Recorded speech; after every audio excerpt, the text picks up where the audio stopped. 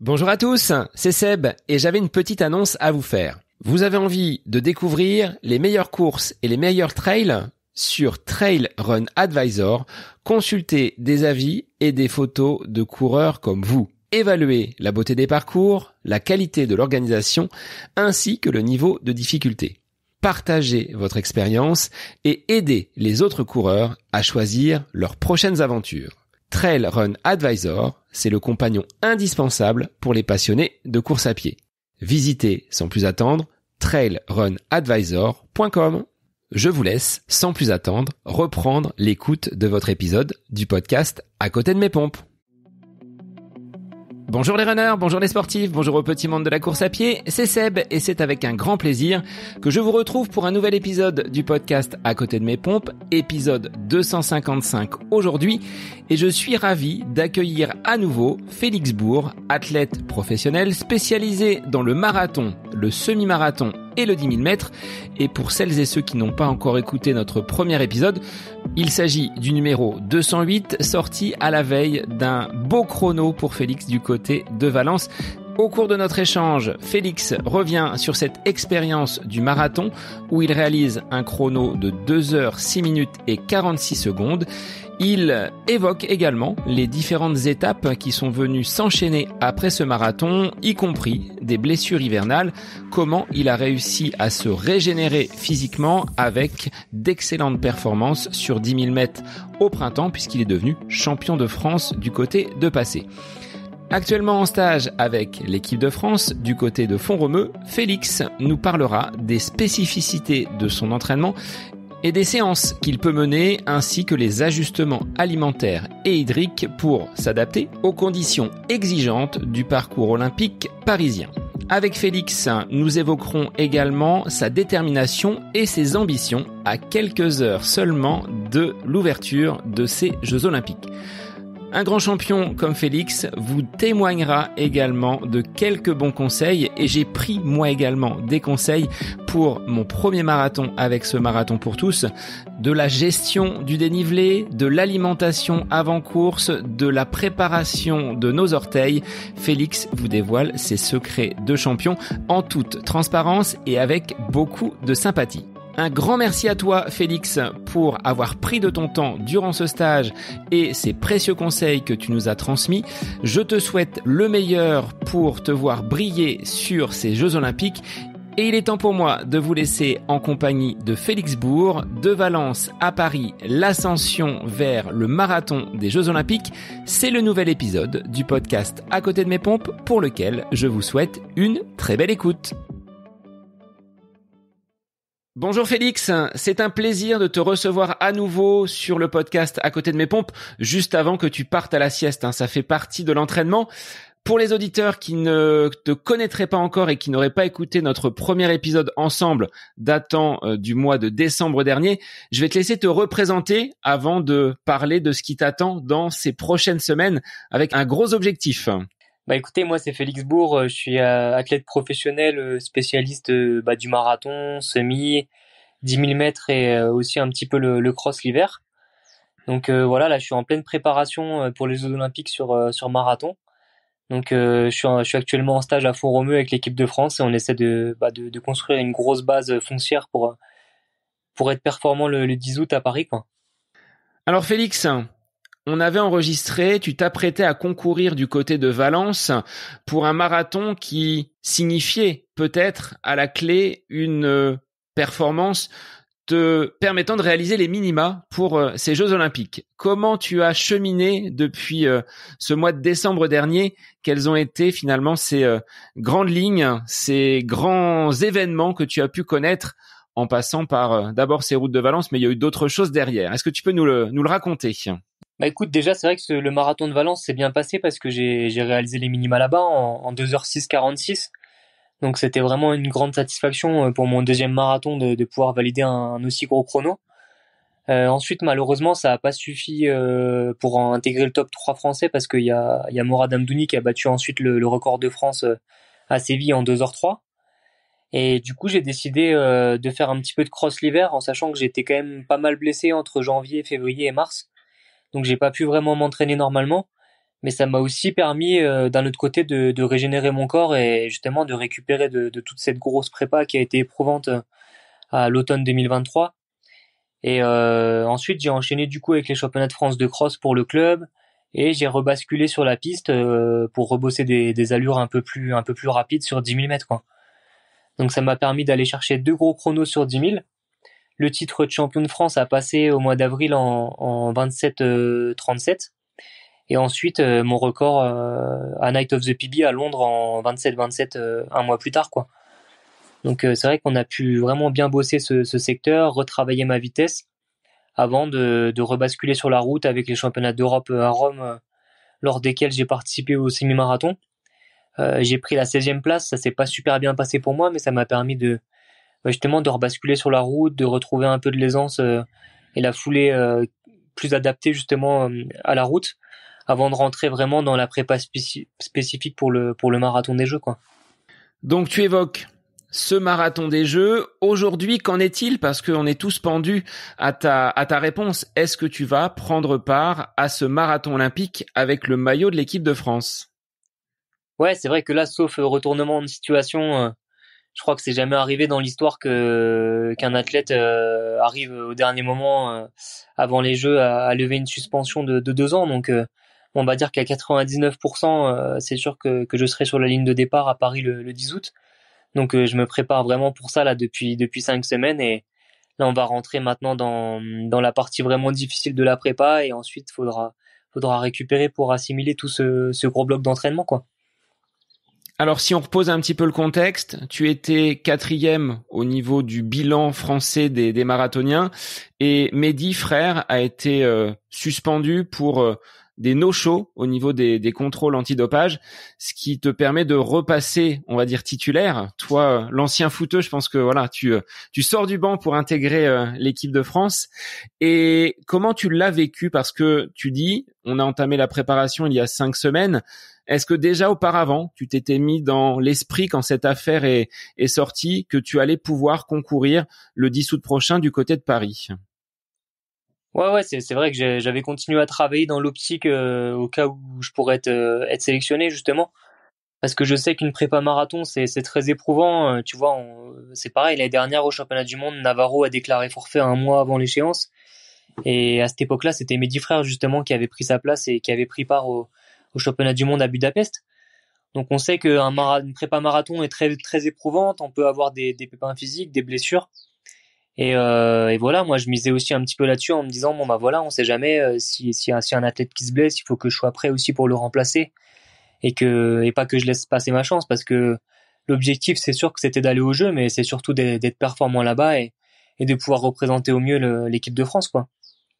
Donc moi le but c'était pas d'arriver là-bas juste pour dire j'ai fait les Jeux, quoi.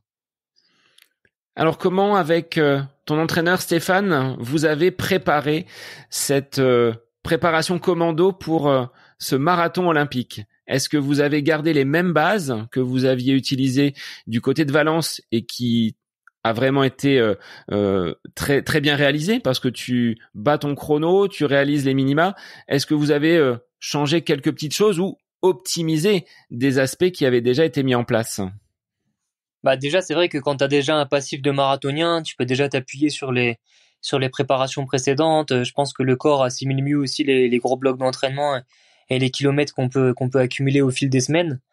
Et du coup, j'ai pu m'appuyer forcément sur ma prépa de Valence en 2023, en sachant que là, bah, j'ai rebasculé, comme je disais, du 10 000 au marathon. Donc, j'avais déjà une base qui était assez solide quand j'ai entamé ma préparation, ce qui n'était pas forcément le cas au mois d'août, étant donné que j'étais en reprise après une coupure de 3 semaines. Donc, c'était un petit peu différent. Mais c'est un marathon qui se prépare aussi de façon différente, dans le sens où il va y avoir pas mal de dénivelé quand même. Il y a 400 mètres de dénivelé positif avec des descentes qui vont être assez casse-pattes. Donc forcément, il a fallu inclure aussi plus de dénivelé dans la préparation. Donc il faut faire attention, récupérer un peu mieux. J'essaie de faire les massages tous les jours, bain chaud, bain froid aussi, parce que je suis actuellement au Crêpes à Fourremeux. On a la chance d'avoir accès à l'espace balnéo, l'espace récupération. Donc vraiment, j'essaie d'optimiser tout autour de moi pour que cette préparation se passe au mieux et éviter les pépins physiques, quoi. Vous arrivez à vous entraîner entre membres de l'équipe de France. Je sais que Mehdi était présent également sur Font-Romeu. Quelles sont vos relations entre athlètes de l'équipe masculine, voire féminine, hein, parce que il y a beaucoup de marathoniens qui sont présents du côté de ce Creps à Font-Romeu. Bah écoute, il y a une super ambiance, hein, franchement. Là, je suis avec Nicolas Navarro, il y a Méline Rollin qui est aussi sur place, il y a Megdes Woldou, il y a Mélodie Julien. Franchement, il y a une bonne ambiance entre tous les marathoniens, sachant qu'on essaie de s'encourager, de s'épauler aussi dans cette préparation qui est assez éprouvante forcément. Et c'est toujours mieux de participer, de partager ça, pardon, entre marathoniens parce qu'on sait ce qu'on peut vivre les uns et les autres et ça nous permet de tous nous tirer vers le haut, quoi. Après, même avec mes 10 frères, hein, même si forcément, vu qu'il est suspendu, il a plus accès aux installations sportives, ça m'arrive quand même de partager des footings avec lui de temps en temps. Je veux dire, on était potes avant que cette affaire explose et moi, je suis toujours pote avec lui. Je veux dire, il y a pas d'animosité entre nous et tout se passe bien aussi. Donc, c'est sûr que c'est toujours mieux mentalement aussi pour la préparation, quoi. Là, j'ai vu sur tes dernières stories, sur tes réseaux, que ton entraîneur était également présent du côté de Font-Romeu. Lors du précédent épisode, tu disais qu'il était à distance, tu le rejoignais de temps en temps dans le sud. Là, de l'avoir à tes côtés, est-ce que ça te donne encore confiance? Il est encore plus présent qu'il ne l'était sur les précédentes préparations? Ouais, c'est vrai que même dans mes préparations précédentes, j'essaie toujours de passer 3 à 4 semaines à Fréjus justement pour être avec lui et qu'il puisse me voir et m'épauler au quotidien dans l'entraînement parce que c'est toujours plus facile quand t'es accompagné par ton entraîneur à vélo qui est là pour te voir, te donner des conseils quand t'es un peu moins bien, etc. Et là, ça m'a fait vraiment du bien aussi qu'il me rejoigne ici, même si forcément il y a l'encadrement fédéral aussi autour de nous pour nous aider, pour nous pacer à vélo au quotidien, mais d'avoir son entraîneur, ça ajoute quand même une force supplémentaire, ça rajoute un regain d'énergie aussi à un moment important dans la préparation. Donc, non, je suis content qu'il ait pu me rejoindre quelques jours et qu'on ait pu bien bosser tous les deux ensemble. Il y a ma compagne aussi qui m'a fait la surprise, tu vois, qui est venue passer 5 jours à Font-Romeu. Donc, c'est vrai que mentalement, c'est des petits moments que tu peux partager qui font vraiment du bien et faut en profiter un maximum, quoi. Faut s'en nourrir. Qu'est-ce que tu mets dans tes entraînements? Comment tu as construit ta préparation? Tu l'as dit, le parcours parisien est vraiment atypique. Est-ce que tu as gardé des gros blocs d'endurance et comment tu as construit cette endurance pour être efficace après ces passages un petit peu escarpés du côté de Paris? Bah écoute, déjà, je suis arrivé avec une grosse base de vitesse parce que forcément, j'ai fait 2 10 000 mètres où j'ai pu battre mon record à chaque fois. Donc, ce secteur-là, il y avait plus forcément besoin de le travailler et de le développer. Donc ensuite, c'était vraiment repartir dans des efforts d'endurance longs et vallonnés. Donc tu vois, par exemple, dimanche dernier, j'ai fait une sortie de 37 bornes avec 400 mètres de dénivelé positif à peu près. Donc c'était vraiment que de la montée-descente tout le temps. S'habituer à réadapter sa foulée aussi à chaque fois parce qu'en montée, t'as pas la même foulée qu'en descente. Après, quand tu reviens sur le plat, il faut aussi retrouver une foulée différente. Donc ça, c'est des petits détails qu'il faut travailler à l'entraînement pour être le plus efficace possible le jour de la compète. Et en gros, ce qu'on essaye de faire, c'est de garder quand même un gros bloc le samedi-dimanche où je vais enchaîner des sorties plus ou moins longues qui vont aller entre 20, 25 et qui peuvent monter jusqu'à 35, 37 bornes. Et essayer la semaine de garder un petit peu la vitesse en travaillant une séance de VMA le mardi, tu vois, sur des 300, des 400. Et une séance un peu plus type seuil le jeudi où là, je vais chercher peut-être des 3000 ou des 4000 sur des gros blocs sur la piste, quoi, tu vois, pour essayer de garder l'allure marathon aussi, quoi. Quand vous faites des 400, c'est pas 4 ou 5. Vous les empilez par dizaines, de ce que j'ai pu voir. Ouais, j'en ai fait une trentaine mardi, c'est vrai. En général, j'en fais une seule aussi grosse dans la prépa. Et sinon, après, on commence à redescendre un peu dans les intensités à partir de ce dimanche, on va commencer à redescendre dans le kilométrage et dans les intensités pour faire remonter les énergies, tout simplement, parce que c'est un parcours où il faudra aussi beaucoup de jus, il faudra pas arriver déjà entamé, déjà fatigué, donc ça va être très important de calculer tout ça pour être vraiment au top le jour J, quoi. Période d'affûtage, tu l'estimes à combien de jours ou combien de semaines pour toi? Moi, je pense que 3 semaines, c'est bien parce que ça te laisse le temps de redescendre tout doucement ton kilométrage. Faut pas non plus passer de tout à rien, quoi. Donc, moi, j'aime bien passer là, je vais peut-être faire autour de 200 km cette semaine. Peut-être que la semaine prochaine, je serai autour de 180 et ensuite basculer tout doucement vers les 140, 130 la dernière semaine, quoi. Pour vraiment arriver frais le 10 août, quoi. Donc tu gardes quand même un volume assez conséquent. Comment tu gères justement cette récurrence des entraînements, le fait de pouvoir enchaîner? Ce sont tous ces soins que tu vas pouvoir réaliser en marge. Est-ce que ça passe par le sommeil, par l'alimentation? Quels sont finalement tes conseils pour pouvoir garder ce niveau d'énergie et pouvoir avancer dans le plan sans être à la rupture? Bah, je pense que déjà c'est l'expérience. Il faut déjà faire quelques prépas marathons avant de trouver la bonne recette. Bon, après, même si moi, c'est vrai que ça va seulement être mon troisième marathon, mais j'ai fait pas mal de semis auparavant. J'ai fait énormément de pistes, enfin, je commence vraiment à bien connaître mon corps parce que ça fait 12-13 ans que je fais du haut niveau. Donc après, c'est écouter ses sensations, tout simplement. Si tu te réveilles le matin et que t'es vraiment fatigué, bah, pas forcément trop en mettre, le jour suivant sur la séance. Enfin, après, on a pas mal d'outils aussi pour calculer tout ça maintenant. Moi, je suis suivi au niveau scientifique par un mec qui travaille au Krebs de Vichy. Donc tous les matins, je fais un test HRV. C'est un test qui consiste à mettre une ceinture cardio au réveil pendant 5 minutes allongée et ensuite pendant 5 minutes debout. Et ça permet justement, grâce aux variations cardiaques qu'il peut y avoir, de savoir quels sont tes niveaux d'énergie le jour J, le jour où tu vas te lever, si jamais t'es plutôt fatigué, si t'es plutôt en forme. Et ça te permet aussi justement derrière d'adapter l'entraînement en conséquence, quoi. Donc ça, c'est des petits outils, donc forcément que nous on utilise dans le haut niveau et que les amateurs n'utilisent pas forcément, mais qui nous permettent encore d'aller chercher plus de précision et de pas rentrer dans une fatigue chronique qui pourrait ensuite être délétère, quoi. Est-ce que tes sensations, vraiment ce que tu ressens sur le plan physique, se traduisent dans les datas quand tu envoies tes collectes d'informations du côté de cette personne qui te suit à distance? Ah ouais, là c'est véridique, hein, de toute façon. Quand j'ai pas des bonnes données le matin, très souvent la journée est assez chaotique par la suite. Donc non, j'essaie d'adapter vraiment par rapport à tout ça, tout en sachant que maintenant on a quand même plus ou moins trouvé la bonne recette avec mon coach, ce qui me permet de justement toujours éviter cette fatigue chronique et réussir à récupérer au bon moment après des séances clés. Parce que c'est vrai que c'est bien de faire des bonnes séances et des grosses séances d'entraînement où tu vas te donner à fond. Mais derrière, si t'as pas la récupération nécessaire pour l'assimiler, finalement, la séance, elle sert pas à grand chose, quoi. Donc c'est important à chaque fois d'encaisser les entraînements avant de repartir sur un deuxième bloc, quoi. Combien de séances sur une semaine tu vas réaliser? Est-ce que tu t'octroies quand même une demi-journée ou une journée totalement off? Ou est-ce qu'il y aura toujours un petit peu de sport avec du renfort? Peut-être un petit peu moins de vélo en ce moment? Enfin, je sais que tu aimes également Ouais. rouler, mais peut-être un petit peu moins, si ce n'est devant le Tour de France peut-être?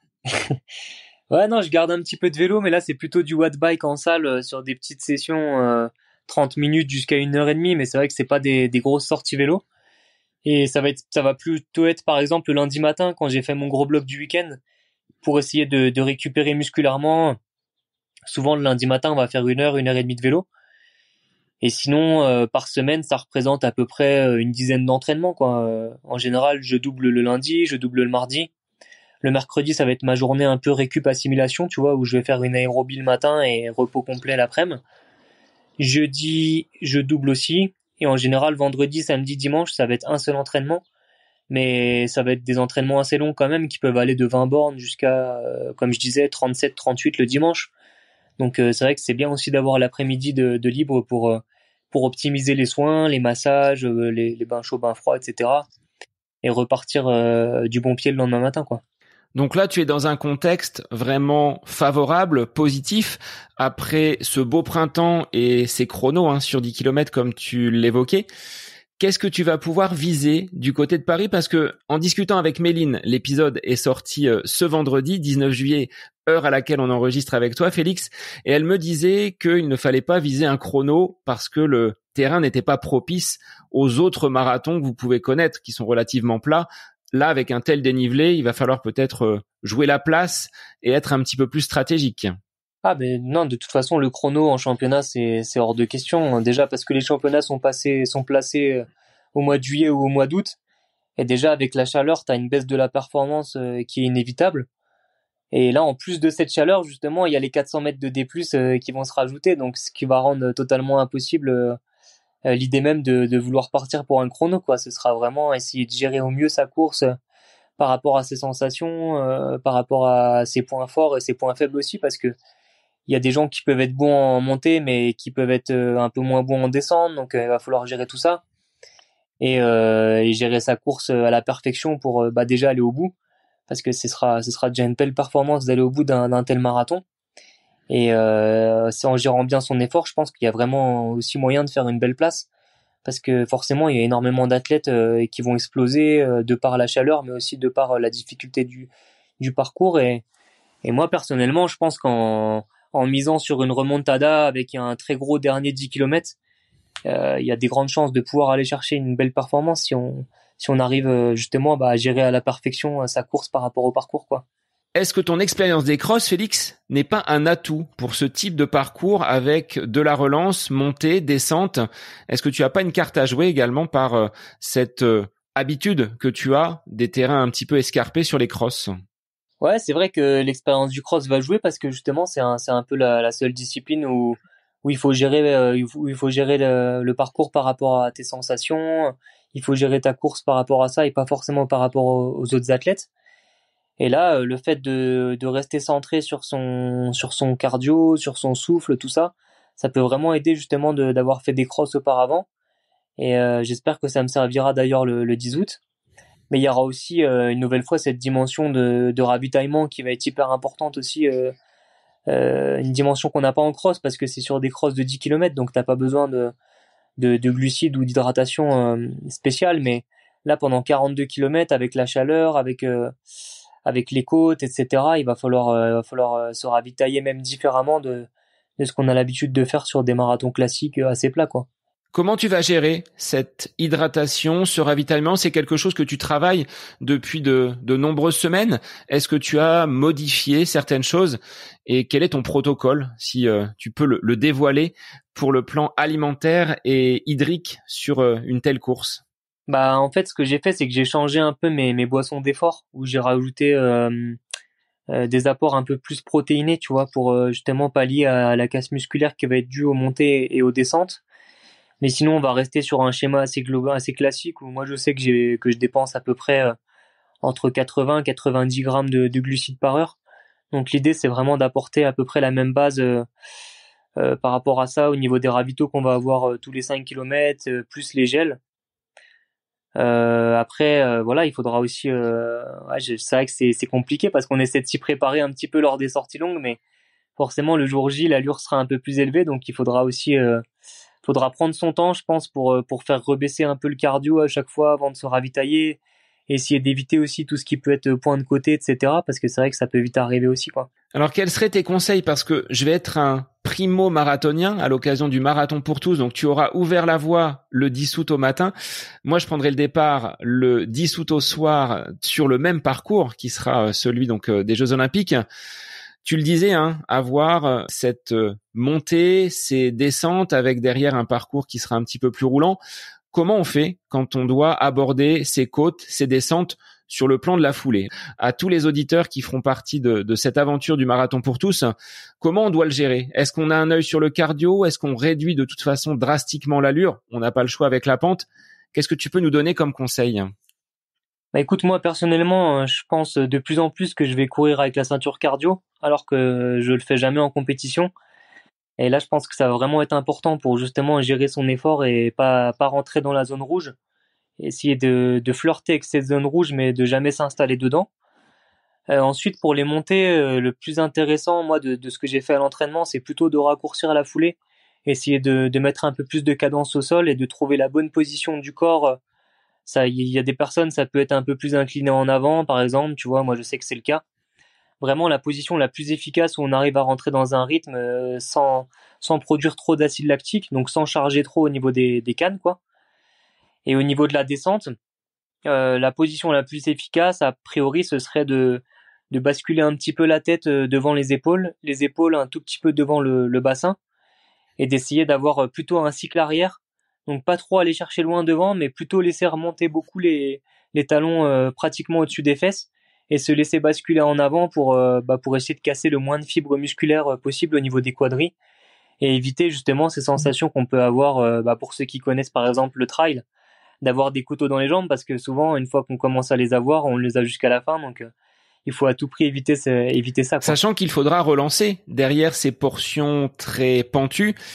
Quelle est la stratégie? On en garde sous le pied dès le début pour ne pas trop s'entamer? Comment tu vois, toi, cette composition de parcours, cette organisation du circuit olympique, je dirais en 3 phases, hein. Les 15 premiers kilomètres relativement roulants, la portion un petit peu plus pentue et derrière, à nouveau, une dizaine de kilomètres qui sera très plate, mais après de gros efforts en montée et descente.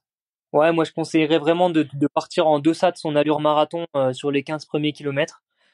Vraiment accepter de pas se mettre dans le rouge et d'être vraiment facile, même si ça peut paraître un peu trop facile parfois. Et une fois qu'on passe justement toute cette partie entre le 15e et le 32e, où il y a toutes ces montées et descentes qui va être hyper casse-pattes, et qu'on essaie de vraiment gérer son effort aussi dans ces montées et descentes pour pas se mettre dans le rouge. Et ensuite, évidemment, il restera plus que 10-12 kilomètres, donc c'est à ce moment-là que la course va commencer quelque part, et qu'il faudra mettre, donner tout son possible, et y aller full gaz jusqu'à la ligne d'arrivée, quoi. Donc tout en gardant cette progressivité dans l'effort, et parce que bon, 12 kilomètres ça reste encore long, hein, donc forcément il faudra continuer à se ravitailler. Mais après, justement, le fait de pas partir trop vite, ça peut permettre justement de mieux prendre encore ses ravitaillements, et d'avoir plus d'apport glucidique, et d'avoir moins dépensé de sucre et d'énergie pour en avoir plus à la fin, quoi. De ton côté, les ravitaillements sont postés tous les combien de kilomètres? Est-ce que tu as une idée déjà? Est-ce que c'est déjà acté par rapport au protocole de l'olympisme et des JO? Bon, en général, c'est tous les 5 kilomètres, donc non, ça devrait pas changer, hein, par rapport à ça.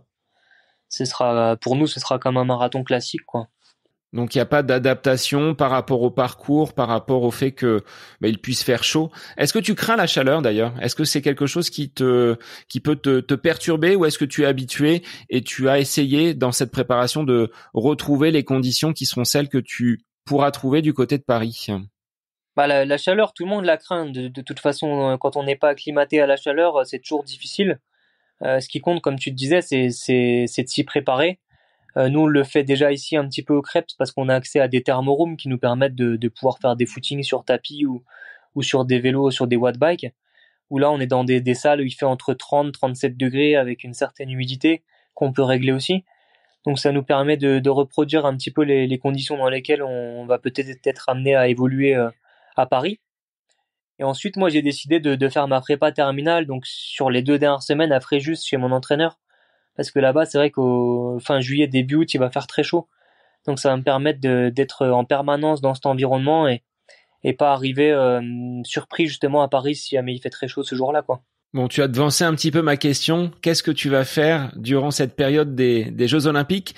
Est-ce que tu seras amené à te rendre sur certaines épreuves pour encourager peut-être des sportifs qui sont tes amis et qui seront peut-être dans d'autres disciplines, ou suivre peut-être certains collègues de l'équipe de France d'athlétisme? Qu'est-ce que tu vas faire pendant ces JO? Uniquement sur Fréjus, ou est-ce que tu remontes un petit peu avant le marathon? Bah écoute, moi je vais remonter vraiment au dernier moment au Club France, qui va être basé, le camp de base qui sera à l'INSEP. Donc je vais remonter 4 jours avant la course, donc je devrais arriver le 6 ou le 7.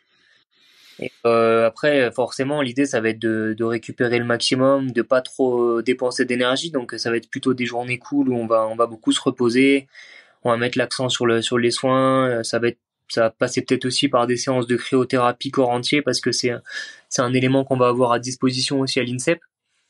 Et oui, forcément, s'il y a moyen d'aller encourager les copains à un moment donné l'après-midi pour pas rester enfermé dans sa chambre pendant 4 jours, ça peut être sympa aussi pour penser à autre chose et commencer à se mettre un petit peu dans l'ambiance des JO, quoi. Quel a été finalement l'accueil de tes proches, de ta famille, de ton entraîneur suite à cette performance réalisée du côté de Valence qui te permettait d'avoir les minima, et encore plus aujourd'hui où tu le dis, hein, à 99%, je serai au départ de ce marathon olympique le 10 août prochain. Comment ils l'ont accueilli, et est-ce que ça a créé un petit peu d'effervescence autour de toi suite à ces beaux chronos et à ce beau printemps? Ouais, c'est vrai que les Jeux, je me rendais pas compte à quel point ça pouvait être suivi médiatiquement. Je veux dire, là, c'est vrai que depuis le mois de décembre, s'il n'y a pas eu beaucoup de semaines où j'ai pas eu beaucoup d'interviews ou de reportages à faire avec les différents médias. Après, au niveau de ma famille, ils savent très bien tous que je m'entraîne depuis 2010, 2011, depuis que j'ai commencé l'athlétisme avec ce rêve dans la tête. Donc forcément, c'est beaucoup de joie autour de moi pour mes proches qui m'ont suivi durant toute ma carrière et qui m'ont accompagné dans ce projet sportif. Mais voilà, le plus dur reste à faire. Maintenant, comme je disais, ce qui me rendrait vraiment heureux, c'est d'être performant ce jour-là avec le maillot de l'équipe de France, tout en sachant qu'on va avoir la chance de vivre un moment unique. Voilà, les jeux à la maison, c'est une fois tous les 100 ans. Moi, j'ai la chance d'être tombé dans cette génération qui a eu cette opportunité-là de pouvoir courir ces jeux à la maison. Donc, je pense que je me rends pas encore vraiment compte de ce que ça va représenter, mais sur une distance comme le marathon, où on va pouvoir partager ce moment pendant 42 kilomètres avec le public français, ça va être quelque chose d'assez énorme à mon avis, ouais. Alors tu le dis, hein, des jeux à la maison, ça peut être quelque chose de très positif, voire un avantage. Est-ce que tu as reconnu une partie de ce parcours avec cette spécificité des 400-450 mètres de dénivelé positif? Non, je suis un des seuls athlètes qui a fait le choix de pas me rendre sur le parcours. Je préfère le découvrir le jour J en sachant que je vais arriver très bien préparé, que qu'il y a des week-ends où actuellement je tape à peu près 700-800 mètres de dénivelé positif. Donc je sais que quoi qu'il arrive, je serai prêt à ce genre de situation et je préfère ne pas avoir d'appréhension justement de pas trop penser à ça et de me prendre la tête avec le parcours des jeux mais tout en sachant que le jour J, j'aurais tout fait pour arriver préparé à ce genre de parcours, quoi. Donc, je me pose pas de questions et je vais y aller avec le moins de stress possible et le moins d'appréhension possible, quoi. Depuis 2010-2011, tu te prépares pour ces Jeux Olympiques. Là, tu les touches du doigt. Quelles émotions ça fait naître en toi, là, intérieurement? Parce que tu dis, au niveau des proches, c'est beaucoup d'engouement, mais pour un athlète qui, comme toi, travaille chaque jour, été comme hiver, des séances dures, parfois tout seul, dans le froid, dans la neige, au niveau des émotions, là, qu'est-ce qui bouillonne en toi? Bah écoute, pour moi, depuis le mois de décembre, c'est un petit peu marqué par pas mal d'émotions qui se bousculent parce que il y a eu le moment où j'ai perdu ma place de troisième français. Il y a eu le moment où il y a eu toute cette affaire Mehdi Frère que forcément j'ai suivi de près parce que j'étais le premier concerné. Où il y a eu quelques rebondissements aussi, où on pensait qu'à un moment donné il allait s'en sortir et au final il a pris 2 ans de suspension. Donc c'est sûr que pour moi, enfin c'est une grande joie, même si pour lui malheureusement ça m'embête aussi parce que c'est un bon pote et je pense qu'il méritait pas 2 ans. Mais voilà, après c'est la vie, c'est le sport. On sait qu'il y a l'entraînement, mais qu'on a aussi des devoirs à respecter en dehors de tout ça. Aujourd'hui, il le paye, il en fait les frais. Peut-être qu'un jour, ce sera un autre athlète, mais c'est sûr que pour moi, bah, c'est plus de bonheur forcément. Et je suis content justement, surtout pour toutes les personnes qui m'entourent et qui m'ont accompagné dans ce projet, parce que c'est vrai que c'est beaucoup de sacrifices. On passe pas beaucoup de temps avec notre famille. Moi, ma conjointe, elle accepte aussi que je parte 4-5 mois dans l'année, hein, m'entraîner en altitude. Donc, ça me fait vraiment chaud au corps pour eux de pouvoir leur apporter ça et leur apporter ce bonheur de pouvoir m'encourager aussi sur le parcours des Jeux le 10 août, quoi. Et tu le disais, hein, avoir fait ce choix d'être sportif professionnel, de basculer dans cette activité de sportif de haut niveau à temps complet, ce que n'ont pas fait d'autres athlètes, ça valide finalement tous ces efforts et les partenaires qui t'accompagnent doivent être également fiers de ce que tu peux porter comme valeur et des performances que tu affiches cette année olympique. Ouais, c'est ça. Après, il y a beaucoup de gens qui investissent sur moi, sur les athlètes en général, et nous, la plus belle chose qu'on peut faire, bah justement, c'est accomplir ce genre de choses, aller chercher ces sélections-là qui sont hyper importantes dans la carrière d'un athlète. Et moi, je sais que si jamais j'avais pas fait les Jeux au moins une fois dans ma carrière d'athlète, j'aurais toujours eu un regret. Aujourd'hui, le fait de pouvoir les faire, c'est aussi un énorme poids en moins pour la suite de ma carrière. Et je sais que j'aurai moins de stress, moins de pression, de me dire ouais, t'as pas réussi à faire ce pourquoi tu t'entraînais justement pendant toutes ces années. Et du coup, c'est une grande fierté pour moi, mais aussi pour tous mes partenaires et mon coach, tout le staff médical, les personnes qui m'accompagnent. Et franchement, même si c'est un sport individuel, j'aime bien souvent répéter qu'on est capable de rien finalement si on n'a pas toute cette équipe-là autour de nous et que voilà, c'est super aussi de pouvoir partager ce projet avec des personnes qui nous sont chères, quoi. Sachant qu'il y a une certaine émulation, tu l'as dit, avec Nicolas Navarro, avec Mehdi, vous êtes concurrents les uns avec les autres, mais vous arrivez à vous entraîner ensemble, et cette émulation t'a peut-être permis de passer un cap et d'aller encore plus loin que ce que tu aurais peut-être fait tout seul, sans avoir cette génération qui est vraiment très performante. Je pense qu'on n'a jamais eu une génération aussi performante sur marathon pour l'équipe de France. Tu sais, de toute façon, c'est simple, hein. On a regardé au niveau mondial, derrière le Kenya et l'Éthiopie, le pays où c'était le plus difficile de se qualifier au jeu, c'était la France. Donc voilà, c'est des statistiques qui parlent pour elles-mêmes. Je pense qu'aujourd'hui, on fait partie des cadors mondiaux sur cette discipline. On le doit aussi peut-être parce qu'on a eu les jeux à la maison et que ça nous a surmotivés et surboostés. Mais ça prouve aussi qu'avec beaucoup de travail et beaucoup de rigueur, on n'est pas si loin que ça forcément des pays africains et qu'on peut réussir à les titiller si on continue à travailler. Donc c'est bien qu'il y ait cette émulation-là en France justement et qui nous pousse tous vers le haut et qui nous donne envie de nous dépasser encore plus, de travailler encore plus pour aller chercher des meilleurs chronos et pour tenter de se qualifier justement pour les grands championnats, quoi. Quels seraient tes conseils là à l'approche de la compétition, à quelques encablures, quelques jours de ce marathon pour tous en ce qui me concerne?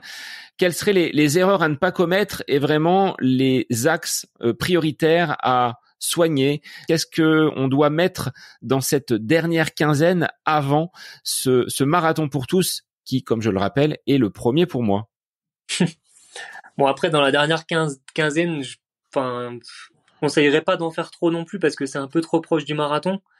Mais là, c'est vrai que dans les semaines où on est actuellement, le plus important, c'est d'essayer de faire des séances avec pas mal de kilomètres quand même, des sorties longues assez conséquentes et avec du dénivelé pour habituer son corps justement à passer ce genre de difficultés parce que ça va être très très difficile. C'est des difficultés qui vont être placées aussi à des endroits dans le marathon. On peut souvent avoir des petits coups de mou si on n'a pas bien géré son hydratation et ses ravitaillements. Donc toujours essayer de se ravitailler le plus possible, quoi, boire beaucoup d'eau parce qu'il va faire chaud, ça va être hyper important pour pouvoir aller au bout. Et prendre ses gels de façon assez régulière de manière à pas avoir justement ces coups de mou qu'on peut avoir sur le marathon. Tout en sachant qu'il faut pas non plus abuser des gels parce que sinon ça peut faire aussi l'effet inverse. Mais essayer de trouver la bonne formule à l'entraînement pour être bien le jour J et pouvoir aller au bout de ces 42 km, quoi. Alors, sachant qu'on a un départ à 21h, en termes de stratégie alimentaire, le repas, la dernière collation, tu l'organiserais comment et à quelle distance du départ de la course pour ce marathon pour tous? Moi, je pense que 4 heures avant, c'est bien parce que ça laisse le temps de vraiment bien digérer, en sachant qu'il va falloir manger quand même une collation avec un bon apport glucidique. Je conseillerais du riz parce que c'est l'aliment qui va le plus apporter pour le marathon.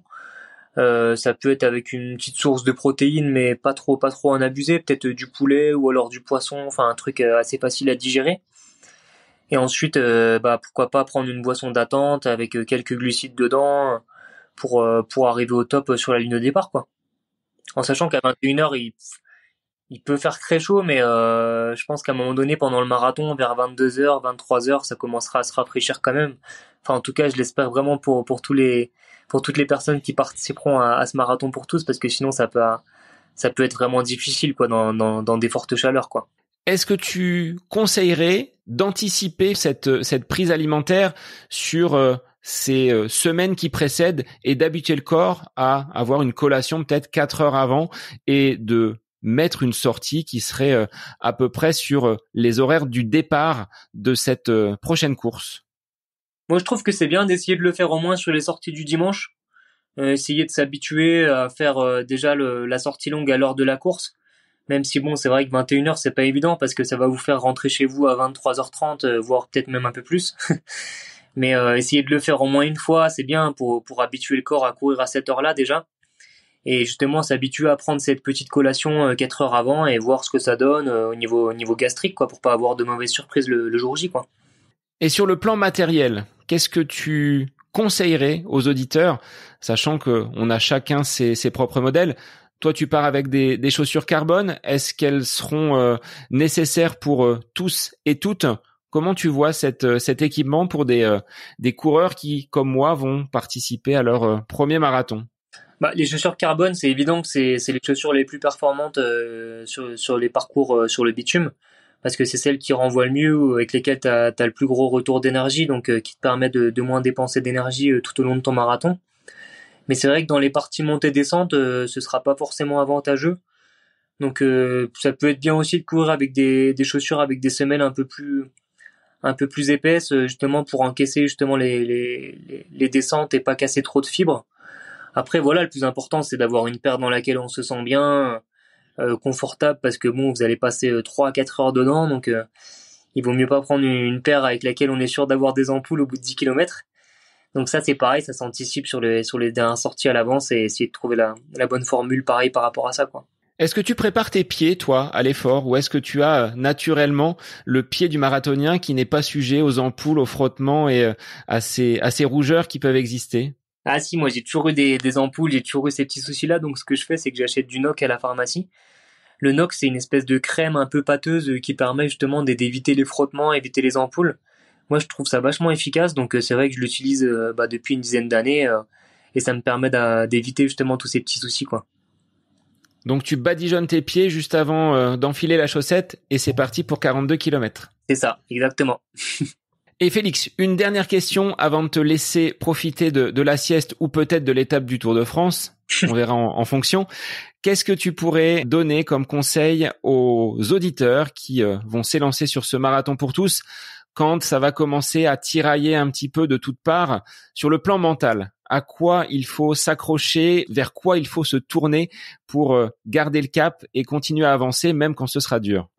Moi ce que je fais qui fonctionne assez bien, je trouve, c'est d'essayer de se recentrer sur sa foulée, sur le placement du bassin, sur le relâchement dans les bras, vraiment sur tous ces petits détails qui sont importants finalement pour être plus efficace lors de la course.